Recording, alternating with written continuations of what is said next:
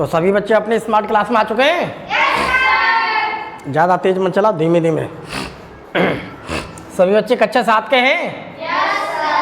तो कक्षा 7 वाले बच्चे जो हैं, उन कक्षा 7 वाले बच्चों का जो विषय हमारा विज्ञान भारती है, उस विज्ञान भारती हमारी इकाई 6 चल रही है, जिसका नाम है पौधों में पोषण। इसकी एक क्लास मैं पहले पढ़ा चुका हूँ और आज हमारी दूसरी क्लास है, ठीक। तो सभी बच्चे जो है शांतिपूर्वक बैठे रहेंगे और जो मैं बोल रहा हूँ तो मेरी बात को थोड़ा ध्यान से सुनेंगे। और हमें जो इससे पहले पढ़ा दिया है, ठीक, पिछले लेक्चर में वो तो हमने पढ़ा दिया, आज हम उससे आगे पढ़ाएंगे। लेक्चर 2 में देखिए हमारे हिस्से में जो किताब का बचा हुआ है उसे हम लेक्चर 2 में दूसरी क्लास में आज हम पूरा करेंगे, ठीक। तो सभी बच्चे जो हैं अपने अपनी SCERT की बुक्स खोल लें और आज हमें SCERT की बुक्स में जो हमारा बचा हुआ है उसे हम देखेंगे, जिसमें हमें एक एक्टिविटी दी गई है, एक एक्टिविटी है और हम उस एक्टिविटी को देखेंगे, ठीक। तो देखिए एक एक्टिविटी में देखिए ये कहा गया है कि पौधों में प्रकाश संश्लेषण हेतु आवश्यक परिस्थितियां। इससे मैंने पौधों में पोषण जो हमारा पाठ था, अध्याय है, उसमें मैंने पौधे जो होते हैं वो पौधे किस प्रकार से अपना भोजन बनाते हैं और वह भोजन बनाने की उनकी प्रक्रिया क्या कहलाती है, प्रकाश संश्लेषण।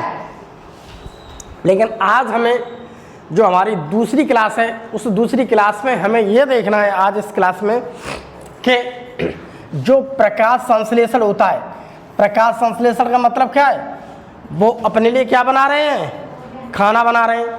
तो हमें ये देखना है कि प्रकाश संश्लेषण के लिए कौन कौन सी कंडीशंस आवश्यक हैं, वो कौन कौन सी कंडीशन होनी चाहिए जिसमें प्रकाश संश्लेषण होगा, वो कौन सी कंडीशन है।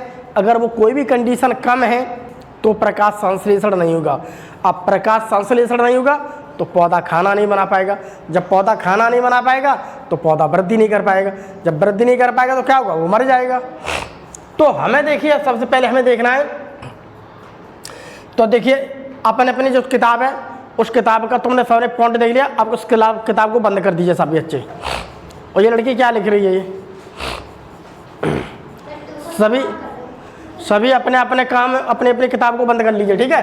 देखिए हमने सर्वप्रथम 4 चौड़े मुंह के बीकर लिए, ABCD, ठीक।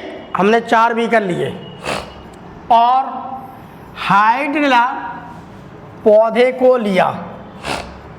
हाइड्रिला पौधा हमने क्यों लिया, हाइड्रिला पौधा होता है जलीय पौधा। जैसे जल होता है, उसे जल में डाल दो तो वो जल में पैदा होगा, वो ज़मीन पर नहीं होता ऐसा, उसे ज़मीन के लिए ज़रूरत नहीं। जिस प्रकार से आपने हाइड्रेट्स प्लांट को देखा है, जलकुंभी देखा है, जो तालाब में बहुत ज़्यादा मात्रा में उगाती है, ठीक।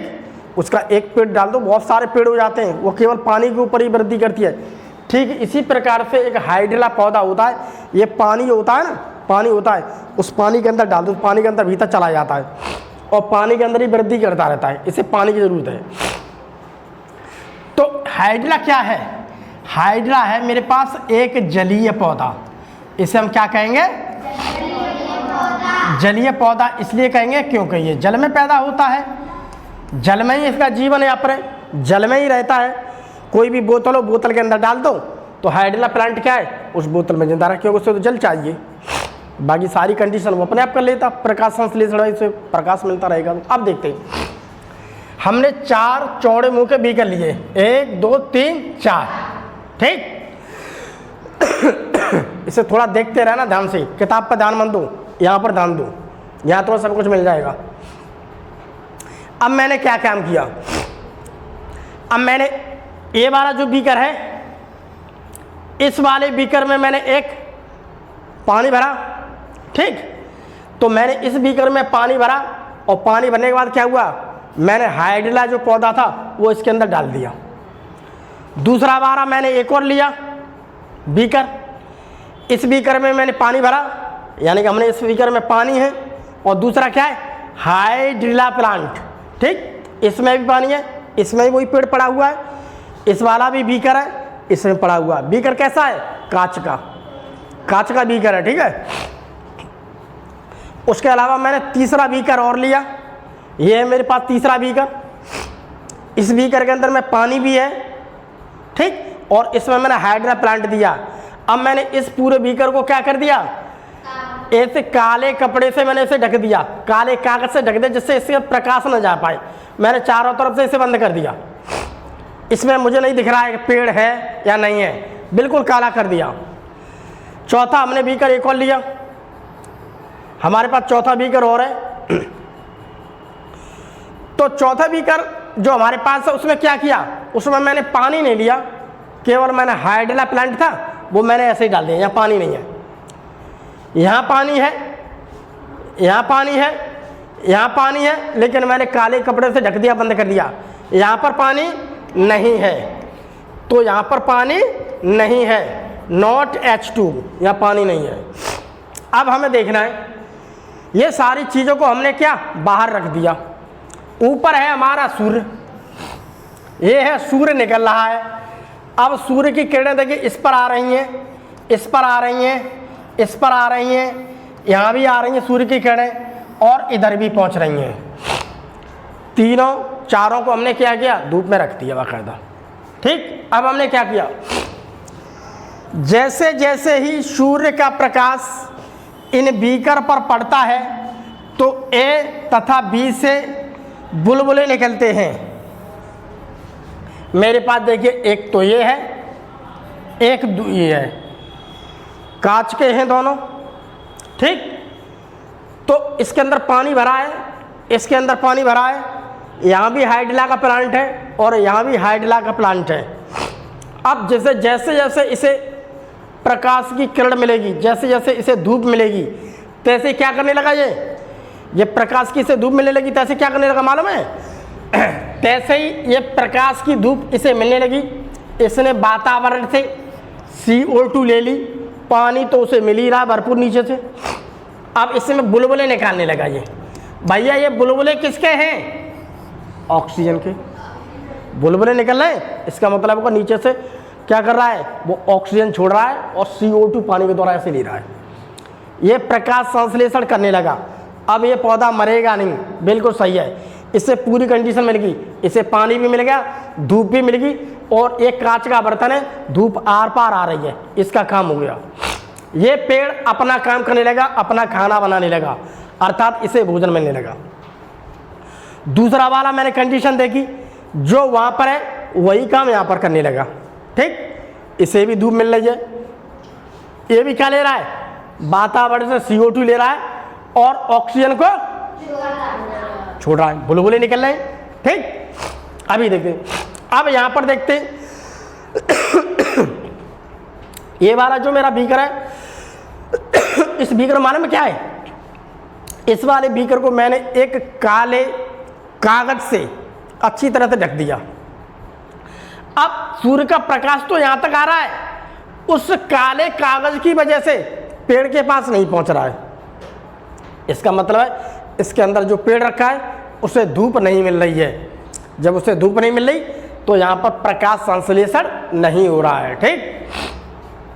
अगली कंडीशन में यहाँ उसे धूप तो मिल रही है लेकिन यहाँ पर पानी नहीं है, तो इसको क्या है, जब यहाँ पर इसे वातावरण से CO2 भी मिल रही है, इसे धूप भी मिल रही है, लेकिन पानी नहीं है। अब ये भी नहीं कर पा रहा, इसलिए यहाँ पर कुछ रेस्पॉन्स ही नहीं हो रहा। ये भी पेड़ मरने की कगार पे आ गया, ये खाना नहीं बना पा रहा, ये मर जाएगा पेड़, ये भी पेड़ मर जाएगा, ये दोनों पेड़ काम कर रहे हैं। अब हमने क्या किया, अब हमने बी में लगभग 1 चम्मच सोडियम बाइकार्बोनेट डाल दिया, जिसे हम खाने का सोडा बोलते हैं, जो खाने का सोडा होता है।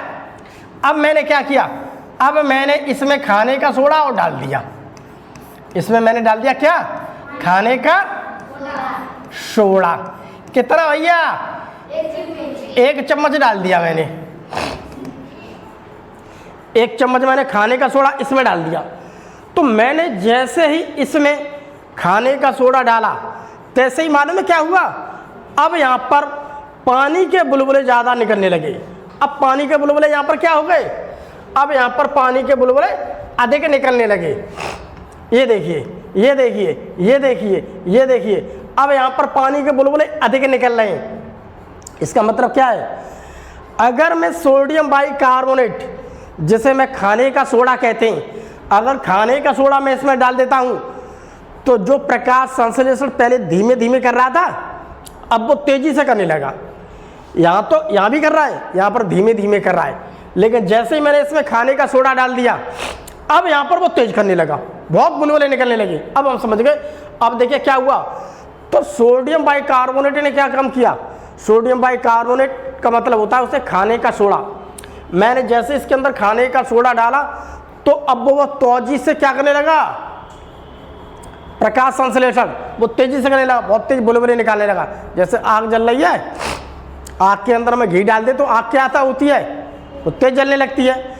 ठीक इसी प्रकार से खाने का सोडा डालने से हमें ये पता चल गया कि अगर मैं यहाँ पर खाने का सोडा डाल देता हूँ तो यहाँ पर प्रकाश संश्लेषण बहुत तेजी से होगा। अब इतनी बात मुझे पता चल गई है, प्रकाश संश्लेषण के लिए सूर्य का प्रकाश होना चाहिए, प्रकाश संश्लेषण के लिए CO2 होना चाहिए और प्रकाश संश्लेषण के लिए पानी होना चाहिए। ये तीनों चीज़ यहाँ पर है, हो रहा है, ये तीनों चीज़ यहाँ पर है, हो रहा है। यहाँ पर तीनों चीज़ नहीं है, यहाँ पर इसे प्रकाश नहीं मिल रहा है तो काम नहीं हो रहा। यहाँ पर प्रकाश तो मिल रहा है और CO2 मिल रही है बट पानी नहीं है, तो तीन में से एक भी चीज़ कम है तो ये काम नहीं करता है। इतनी बात हम समझ गए। तो खाने का सोडा डाल देते हैं तो क्रिया तेजी से होती है, बुलबुले तेजी से निकलते हैं। अब यहाँ पर इतनी बात तो हम समझ गए कि अगर तीन में से कोई एक चीज़ है, कम है, एक चीज़ नहीं है, तो क्या है, पेड़ खाना नहीं बना पाएगा। इसे थोड़ा और हम समझते हैं। तथा सी वाला जो बीकर था मेरा, सी का मतलब जिसमें मैंने काला कपड़ा ढक दिया, तीसरा बीकर था। बीकर से कोई बुलबुले नहीं निकलते क्योंकि उसे सूर्य का प्रकाश ही नहीं मिल सका। जब उसे सूर्य का प्रकाश ही नहीं मिला तो वहाँ से बुलबुले नहीं होंगे, पेड़ काम ही नहीं करेगा। तथा यह पौधा मुरझाने लगा क्योंकि यहाँ पर पानी नहीं था। और हम एक पौधे को देखते हैं जो चौथा वाला पेड़ था, क्या वो मुरझाने लगा। तो चौथा वाला जो पेड़ मुरझाने लगा क्योंकि उस बीकर में क्या नहीं था, पानी नहीं था। अब मैंने रिजल्ट देखता हूँ निकाल के, मुझे इससे मैंने दिमाग लगाया। आखिर में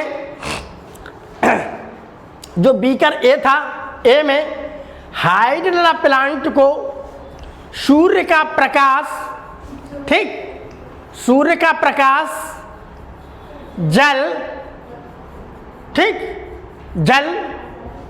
तथा जल में घुली हुई कार्बन डाइऑक्साइड जो होती है, तो यहाँ पर क्या हुआ, उसे सूर्य का प्रकाश मिल रहा है, ठीक, सनलाइट, ठीक। दूसरी बात, उसे जल मिल रहा है, ठीक। तीसरी बात, उसे जल में घुली क्या मिल रही है, CO2 तो मिल रही है, जिससे प्रकाश संश्लेषण की क्रिया हो रही है।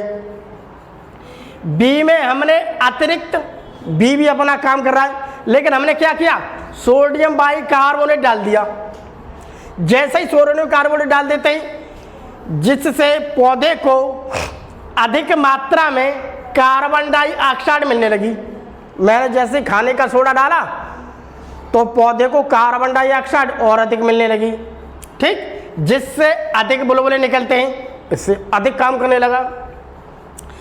सी में जल में घुली हुई कार्बन डाइऑक्साइड तो है, सी वाले में CO2 तो है, परंतु उसे सूर्य का प्रकाश नहीं मिला, जिससे प्रकाश संश्लेषण नहीं हुआ। एक चीज कम पड़ेगी, सूर्य का प्रकाश नहीं मिला। जबकि हम डी की बात करते हैं तो डी में जल न मिलने के कारण पौधा मुरझा गया, वहाँ में पानी नहीं था।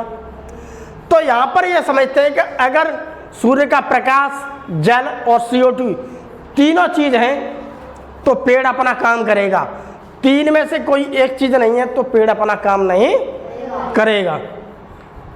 तो हम अब यहाँ पर इस नतीजे पर पहुँच चुके हैं कि प्रकाश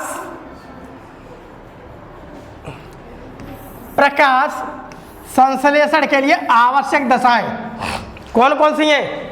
पहली बात, कार्बन डाइऑक्साइड होनी चाहिए। दूसरी बात, सूर्य का प्रकाश होना चाहिए। तीसरी बात, जल होना चाहिए। अगर तीनों में से कोई एक चीज़ कम है तो पौधा अपना खाना नहीं बना पाएगा, अपना खाना नहीं बना पाएगा, अर्थात वह प्रकाश संश्लेषण नहीं कर पाएगा। अतः हम कह सकते हैं पौधे प्रकाश संश्लेषण की क्रिया करते हैं। ये बात बिल्कुल सही है कि पौधे क्या करते हैं? प्रकाश संश्लेषण की क्रिया, और अपना भोजन वो स्वयं बनाते हैं। ऐसे पौधे स्वपोषी पौधे कहलाते हैं। वही बात है, मैंने एक बीकर लिया था, इसमें पानी भरा हुआ है, ठीक। इसमें पानी भरा हुआ है और मैंने यहाँ पर क्या रख दिया? एक पौधा रख दिया, ठीक। ये है मेरे पास सूर्य का प्रकाश,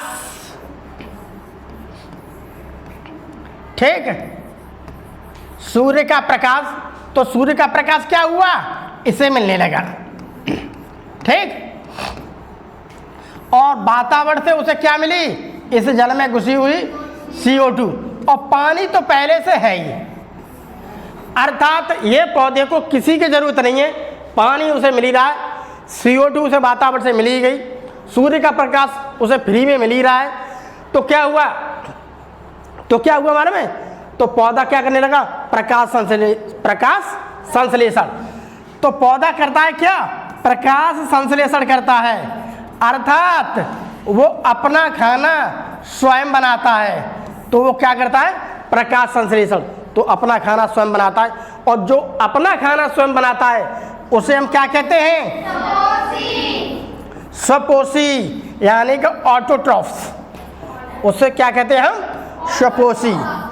तो ऐसे पौधे को हम क्या कहते हैं? ऑटोट्रॉफ्स। अब अगर कोई पूछता है तो पौधे क्या हैं? स्वपोषी हैं। पौधे क्या हैं? स्वपोषी होते हैं, क्योंकि वो खाना अपने आप बना लेते हैं। अब हमें कुछ ऐसे पौधे भी देखने हैं जो पौधे अपना खाना नहीं बना सकते। कुछ पौधे ऐसे भी पाए जाते हैं प्रकृति में जो अपना खाना स्वयं नहीं बना सकते। तो जो अपना खाना स्वयं नहीं बना सकते उन्हें हम कहते हैं परपोषी। उन्हें हम क्या कहते हैं? परपोषी, यानी कि हेटरोट्रॉफ्स। हेटरोट्रॉफ्स वो अपना खाना स्वयं नहीं बना सकते, और जो अपना खाना स्वयं नहीं बना सकते वो किसी न किसी के ऊपर आश्रित होंगे, निर्भर होंगे, क्योंकि मुझे वो चीज़ मिलेगी तभी मेरा पेट भरेगा। ऐसे पौधे जो अपना भोजन, ठीक, जो अपना भोजन स्वयं नहीं बना सकते हैं, तो ऐसे पौधे भी हमारे प्रकृति मिलते हैं जो अपना खाना स्वयं नहीं बना पाते। अर्थात वे दूसरे पौधों पर आश्रित रहते हैं, उन्हें हम परपोषी पौधे कहते हैं। ये भी अगर देखा जाए तो ये दो प्रकार के होते हैं। तो ये भी कितने होते हैं? दो प्रकार के होते हैं। तो ये भी दो प्रकार के होते हैं। एक तो होता है मृतोपजीवी, सैप्रोफाइट्स। एक होता है परजीवी, पैरासाइट्स, ठीक। तो मृतोपजीवी को पहले समझ लिए। तो अर्थात इनमें परहारिम नहीं पाया जाता है। तो हम यहाँ पर यह बात कह सकते हैं जो पौधे अपना खाना स्वयं नहीं बना सकते, पहली बात, वो रंग में हरे नहीं होंगे, ठीक। हरा रंग छोड़ के उनका कोई भी रंग हो सकता है। अगर हम बात करते हैं मृतोपजीवी की, हरा रंग नहीं होगा। क्यों? हरा रंग जिस पौधे में होता है उसमें क्या पाया जाता है? पारडहरिम, क्लोरोफिल। तो जो हरा होगा उसमें क्लोरोफिल मिलता है। तो क्लोरोफिल क्या करता है? वो प्रकाश संश्लेषण करता रहता है। तो हमें यहां पर देखते हैं, एक तो है हमारे परजीवी, दूसरा है हमारा मृतोपजीवी। अब मृतोपजीवी की बात करते हैं। मृतोपजीवी के शब्द को समझते हैं क्या है। तो ये देखो शब्द लिखा हुआ है मृत। मृत का मतलब पता है सबको? क्या है? मरा हुआ।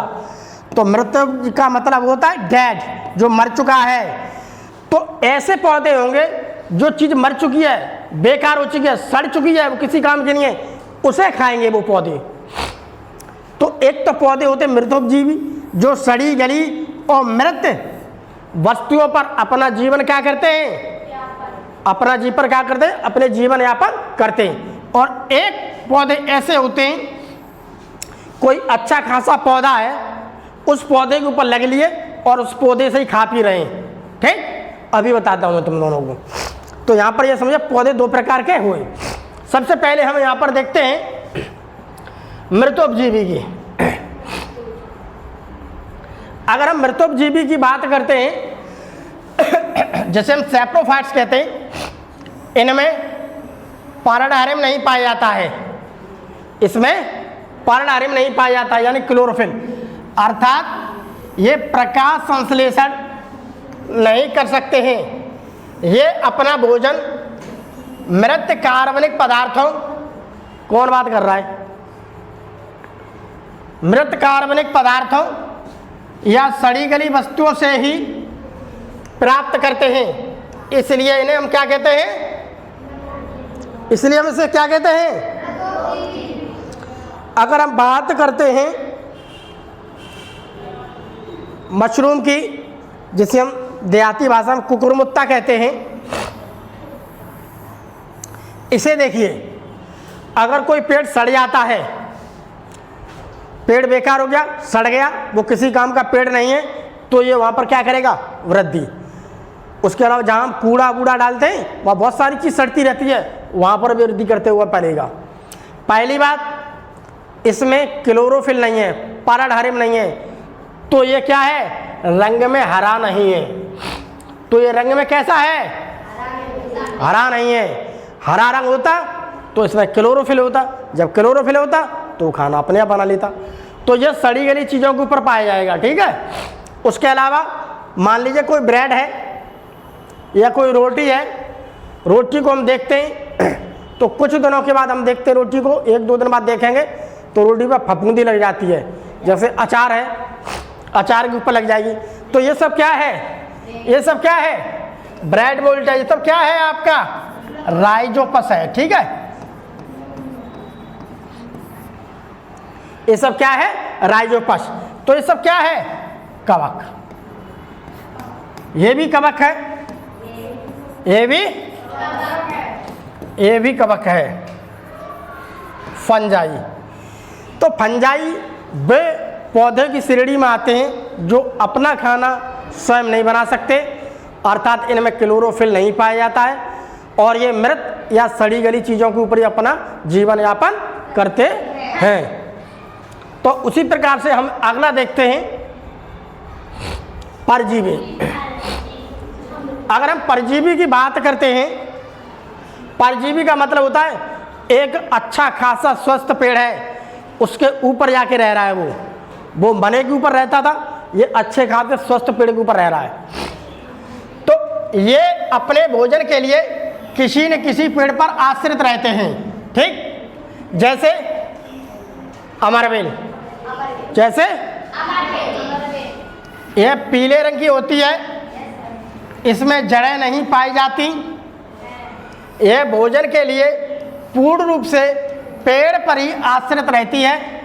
इसमें चूषकांग होस्टोरिया पाए जाते हैं, अर्थात यह पूर्ण परजीवी है। पूर्ण परजीवी का मतलब पता है? पूर्ण परजीवी मतलब अब हम यहाँ से इसे हटा करके दूसरी जगह डाल दें तो ये नहीं वृद्धि नहीं कर पाएगी, अपने आप सड़ जाएगी, बेकार हो जाएगी, मर जाएगी। इसे अपना जीवन जीना है तो इसी पेड़ के ऊपर रहेगी। अब ये पेड़ पूरा मर गया तो फिर ये भी मर जाएगी। जब तक पेड़ है तब तक पेड़ को खाती रहेगी। तो ऐसे को हम कहते हैं जो पूर्ण परजीवी। पूर्ण परजीवी। तो ये पूर्ण परजीवी क्या है? अमरजीवी। अमरजीवी क्या है? एक परजीवी है। क्यों कि इसे यहाँ से हटा के दूसरी जगह डाल दोगे तो वृद्धि नहीं, पेड़ पर डाल दो दूसरे पर, अपना काम करती रहेगी। जैसे जैसे पेड़ पर जाएगी पेड़ को खाती रहेगी, पीती रहेगी, तो पेड़ क्या होगा? पेड़ जो भी कुछ खाना बना रहा है वो सारा खाना यही खा लेगी तो वो मर जाएगा। तो इसे हम कहते हैं परजीवी। उसके अलावा कुछ इस प्रकार के भी मिलते हैं जो अपना जीवन साथ साथ जीते हैं, वो एक दूसरे के लिए फायदा करते हैं। तो यहाँ पर क्या है?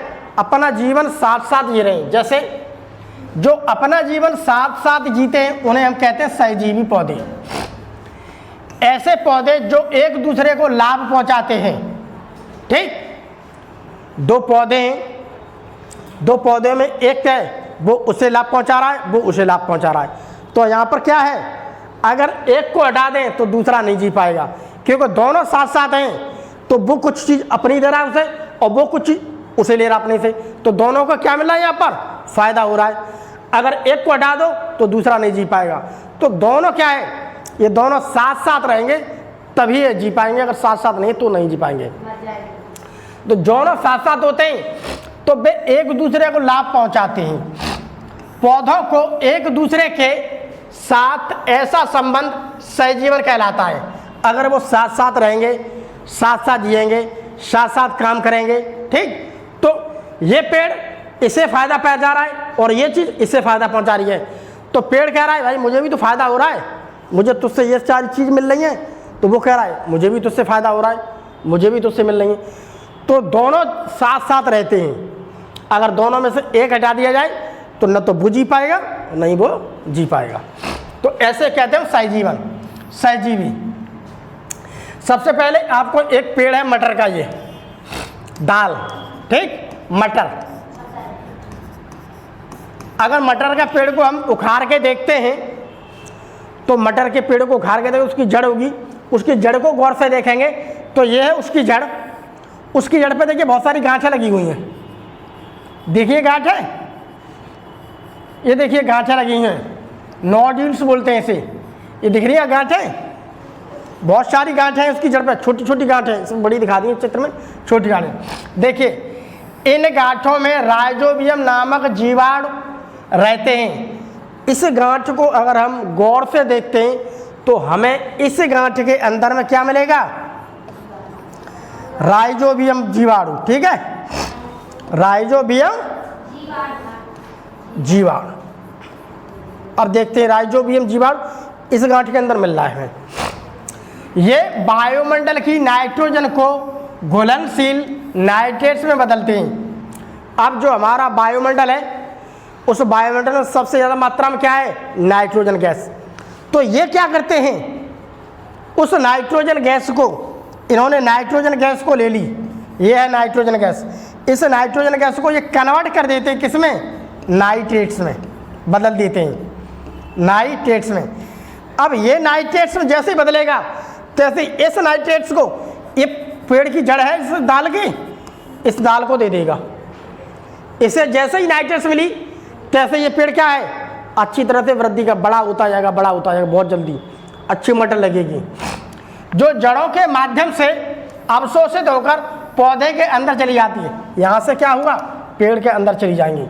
नाइट्रोजन पौधे के लिए अत्यंत आवश्यक है। पौधे के लिए वायुमंडल में प्रचुर मात्रा में होने के बावजूद पौधे इसे सीधे प्राप्त नहीं कर सकते। ये पौधे को नाइट्रोजन प्रदान करते हैं जबकि पौधे उन्हें रहने का स्थान देते हैं। तो ये क्या होता है?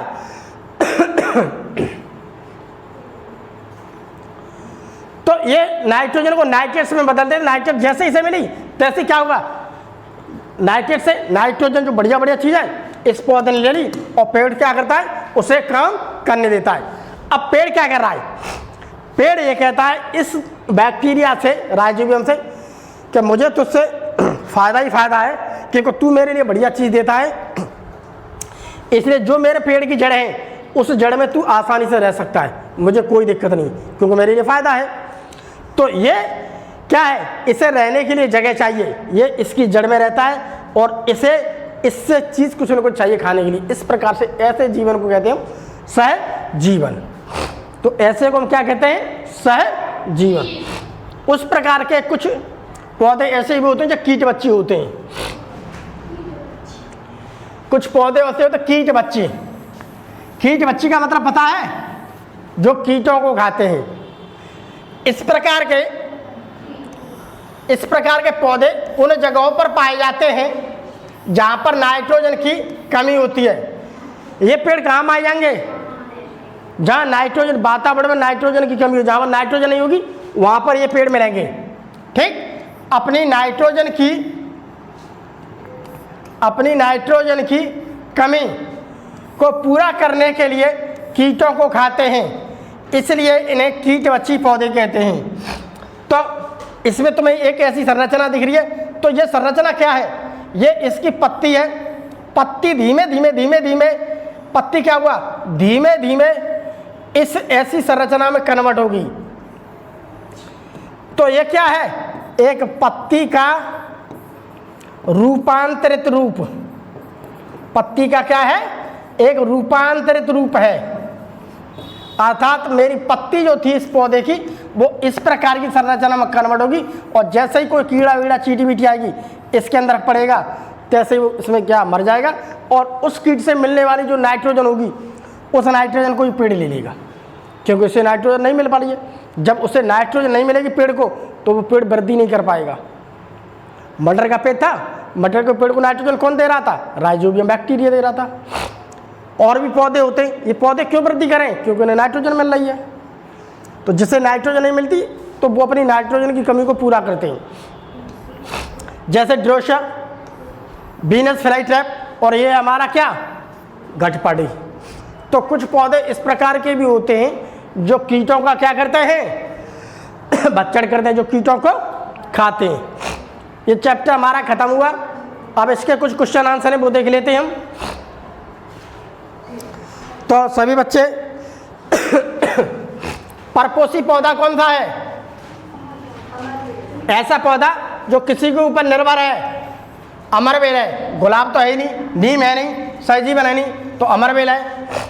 कीट बच्ची पौधे सामान्यतः उन स्थानों पर होते हैं जहाँ भूमि में कमी होती है नाइट्रोजन की। जहाँ नाइट्रोजन की कमी होगी वहाँ पर कीट बच्ची पौधे मिलेंगे आपको। रिक्त स्थानों की पूर्ति कीजिए। हरे पौधे अपना भोजन स्वयं बनाने के लिए, स्वयं बनाने के कारण स्वपोषी होते हैं। हरे पौधे होते हैं वो अपना भोजन स्वयं बनाते हैं, इसलिए हम उससे क्या कहते हैं? स्वपोषी। अब हम बात करते हैं सूर्य का। तो सूर्य पृथ्वी पर ऊर्जा का एकमात्र स्रोत है। सूर्य ही सबसे बड़ा ऊर्जा का स्रोत है इस पृथ्वी पर।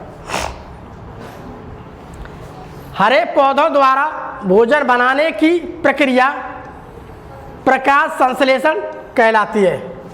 तो हरे पौधे जब अपना भोजन बनाते हैं तो उसे हम क्या कहते हैं? उस प्रक्रिया को क्या कहते हैं हम? प्रकाश संश्लेषण। उस प्रक्रिया को हम कहते हैं प्रकाश संश्लेषण। ऐसे पौधे जो सड़े गले पदार्थों से भोजन प्राप्त करते हैं मृतोपजीवी कहलाते हैं। सड़े गले मरी चीज़ों से प्राप्त करते हैं वो मृतोपजीवी कहलाते हैं। ड्रोसेरा एक कीट बच्ची पौधा है। अभी मैंने थोड़ी देर पहले तुम्हें चित्र दिखाया था। तो ड्रोसेरा क्या है? एक कीट बच्ची पौधा है। घटपड़ी क्या है? एक कीट बच्ची पौधा है।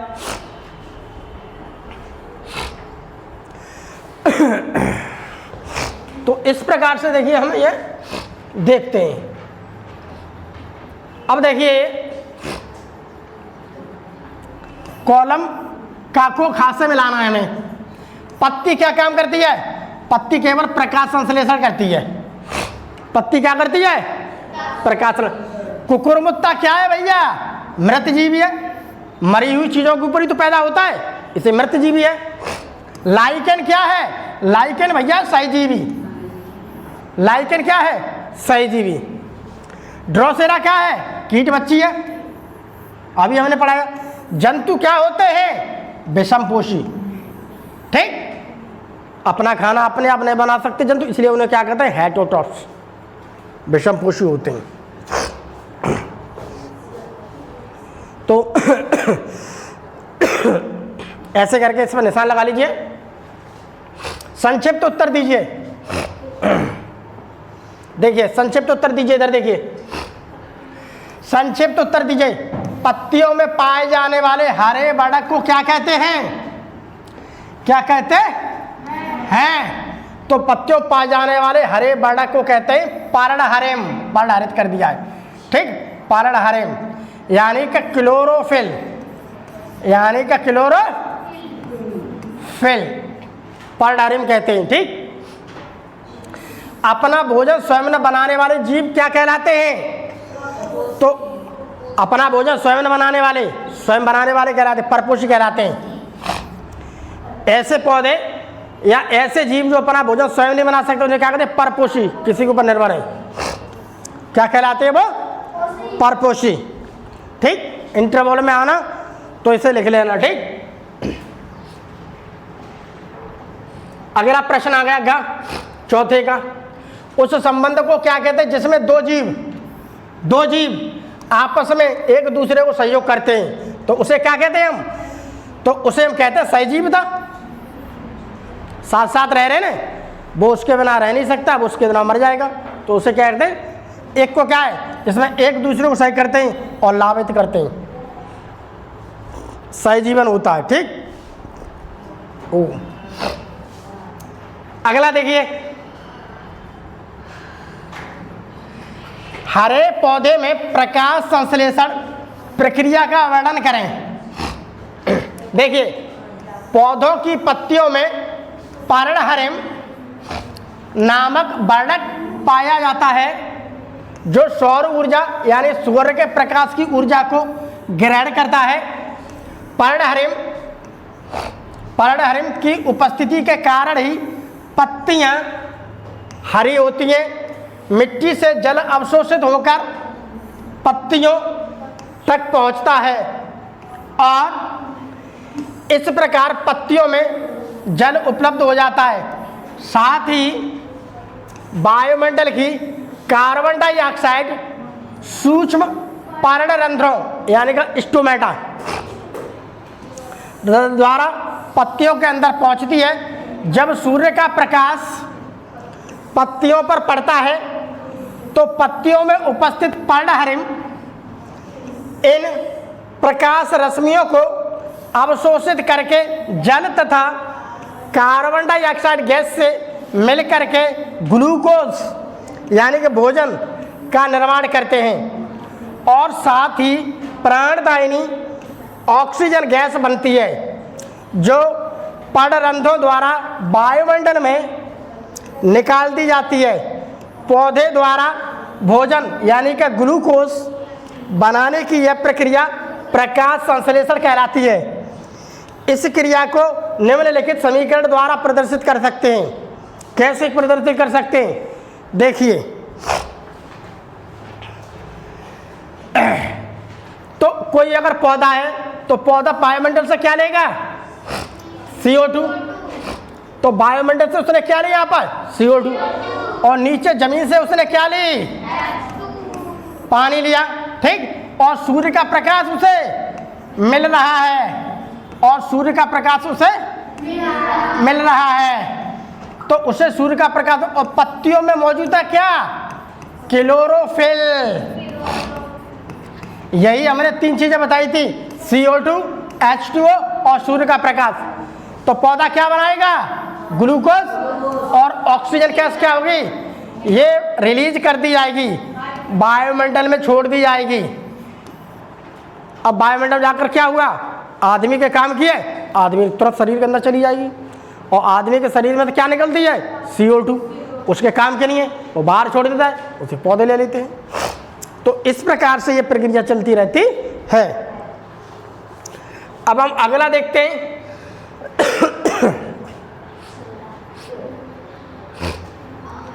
किस प्रयोग द्वारा दिखाएंगे कि प्रकाश संश्लेषण की क्रिया में सूर्य का प्रकाश आवश्यक है? तो प्रकाश संश्लेषण की क्रिया में सूर्य का प्रकाश आवश्यक है, इसे नीचे दिए गए प्रयोग द्वारा दिखाया जा सकता है। दो चौड़े मुंह वाला कांच का गिलास लेंगे, मैंने इससे पहले भी तुम्हें बताया था कांच के गिलास का, वही प्रक्रिया है बिल्कुल, ठीक है। दोनों में पानी भर के हाइड्रिला पौधे की बराबर लंबाई की एक एक शाखा डाल देंगे।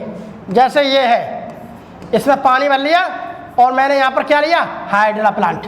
कांच का बर्तन है, ऐसे करके मैंने क्या लिया? हाइड्रिला प्लांट, ठीक, बराबर लंबाई का, ठीक। एक गिलास को खुला रखेंगे ताकि उस पर सूर्य का प्रकाश पर्याप्त मिले, और एक गिलास को काले कागज से ढक देंगे। इसे हमने काले कागज से ढक देंगे, इस पर प्रकाश नहीं आएगा तो यहाँ प्रकाश संश्लेषण नहीं होगा, और इसे प्रकाश मिलेगा, ठीक, तो यहाँ प्रकाश मिलेगा तो इसे प्रकाश संश्लेषण हुआ। इस तरह ढक देते हैं, सूर्य का प्रकाश न पड़े, ठीक। दोनों गिलासों को लगभग 1 घंटे के लिए खुले स्थान पर रख देते हैं। अब जैसे सूर्य का प्रकाश मिलता रहेगा, ठीक, उसमें बुलबुले निकलेंगे। 1 घंटे बाद देखते हैं तो वह गिलास जिस पर सूर्य पर्याप्त प्रकाश पड़ रहा था, उसमें ऑक्सीजन गैस के बुलबुले निकल रहे हैं, जो हाइड्रिला की शाखा द्वारा प्रकाश संश्लेषण की क्रिया के फलस्वरूप बनते हैं। दूसरे गिलास के काला कपड़ा था, तो काले तरफ से थोड़ा हट करके देखने पर हमने देखा कि इसमें गैस के बुलबुले नहीं निकल रहे हैं। इसका कारण यह है कि दूसरा गिलास काले कागज से ढका है, इसमें रखी हाइड्रिला पौधे की शाखा को जल में घुलित CO2 तो मिल रही है, लेकिन सूर्य का प्रकाश नहीं मिल रहा है, जिसके फलस्वरूप इसमें प्रकाश संश्लेषण क्रिया नहीं हो पा रही है। तो इस प्रकार से ये काम होता रहता है। तो ये है हमारे सारे के सारे प्रश्न। इन सारे के सारे प्रश्नों को सभी बच्चे उतार लेंगे। उतारने के बाद अब इंटरवल में पूरी PPT को मैं रख दूंगा, ठीक। तो सारे बच्चे सारे प्रश्नों को उतारेंगे, कॉपी में चेक करूंगा तुम्हारी।